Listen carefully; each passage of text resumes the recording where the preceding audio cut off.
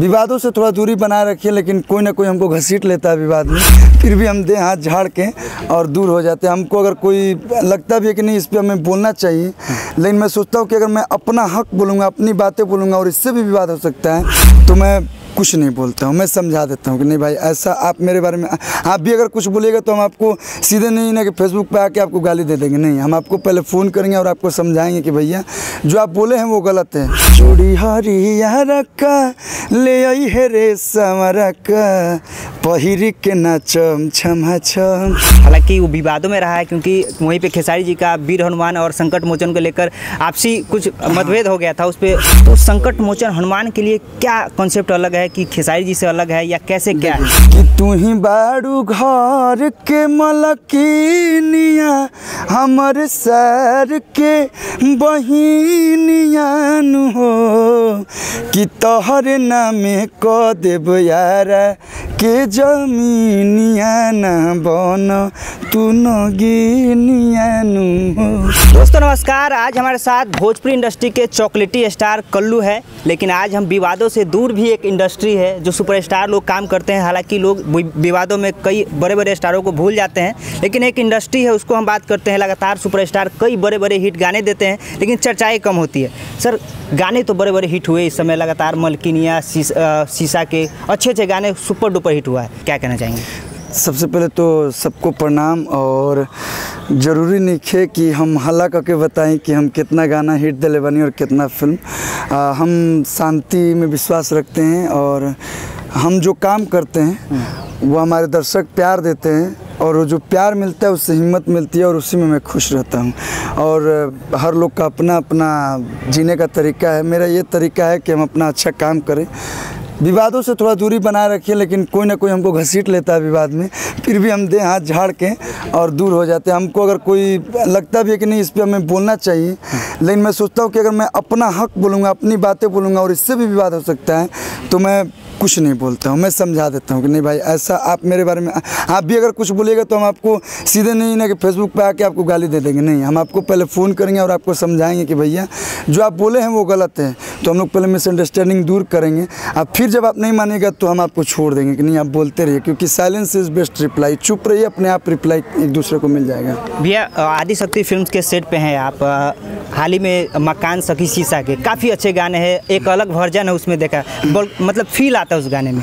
और इसके बाद बोलबम के सेट पे हैं, आदिशक्ति के सेट पे, क्या कहना चाहिए? आदिशक्ति फिल्म्स हमेशा हमारे हर सीजन के गाना सबसे पहले आदिशक्ति फिल्म्स पे आवेला।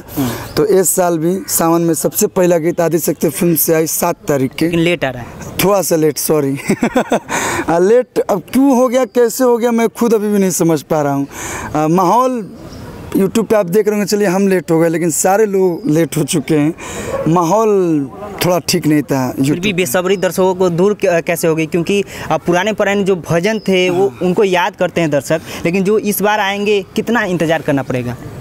आप लोग आदिशक्ति से गाना सुन रहे लोग कि चूड़ी हरिया रखा ले आई है रे समरका पहिरी के नाचम छम छम। तो वहीं आज ताज़ा कदी एवरी एक से बढ़ के एक गीता होता और एवरी 2 गो ना एवरी 4 गो भजन आदिशक्ति फिल्म से आ रहा बा। तो उम्मीद बा कि आप लोग के प्यार और आप लोग के आशीर्वाद इस साल मिली। भैया, फिल्म रिसेंटली शादी मुबारक आया और खूब चर्चा रहा, अच्छा रिव्यू भी लोगों को दिया, इसके लिए क्या कहना चाहेंगे? देखिए, हम ये कहेंगे कि अच्छे फिल्मों को आप लोग अच्छा रिव्यू दीजिए। अच्छे फिल्मों को अगर आप लोगों को कोई फिल्म अगर बुरी लगती है तो आप लोग उसका भी रिव्यू दीजिए, लेकिन अगर अच्छी फिल्में आए तो आप लोग उससे ज़्यादा से ज़्यादा अच्छा शेयर कीजिए। आप लोग के माध्यम से माने 10 लोग देखेंगे तो आपको भी लगेगा कि नहीं मैंने अच्छी चीज़ों को शेयर किया और अच्छी चीज़ों के बारे में बात की, तो हम लोग को भी खुशी होगा और आप लोग के माध्यम से इंडस्ट्री हमारी बड़ी हो सकती है। भैया, एक और चर्चा है आपकी फिल्म संकट मोचन हनुमान। हालांकि वो विवादों में रहा है क्योंकि वहीं पे खेसारी जी का वीर हनुमान और संकट मोचन को लेकर आपसी कुछ मतभेद हो गया था, उस पर हमेशा चर्चा हो रहा था। तो संकट मोचन हनुमान के लिए क्या कॉन्सेप्ट अलग है कि खेसारी जी से अलग है या कैसे क्या है? हनुमान जी की कथा जो है एक से बढ़ के एक है, हनुमान जी की लीलाएँ जो हैं एक से बढ़ के एक है।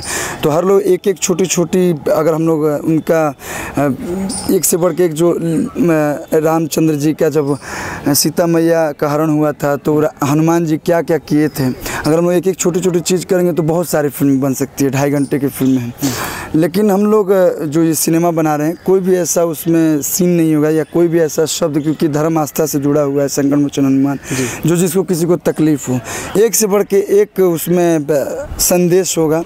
और वो आज की सिनेमा है, वो आज की सिनेमा है। अगर आप लोग देखेंगे तो लगेगा कि नहीं यार, आज भी हनुमान जी हैं। आप सभी लोग को मालूम है कि आज भी हनुमान जी आज प्रभु हैं, तो ही आज दुनिया अच्छे से चल रही है और सब लोग खुश हैं। जो भी कष्ट में होता है वो प्रभु के द्वार पे जाता है और प्रभु से अपना आशीर्वाद देकर उससे खुश करते हैं, खुश रहता है वो।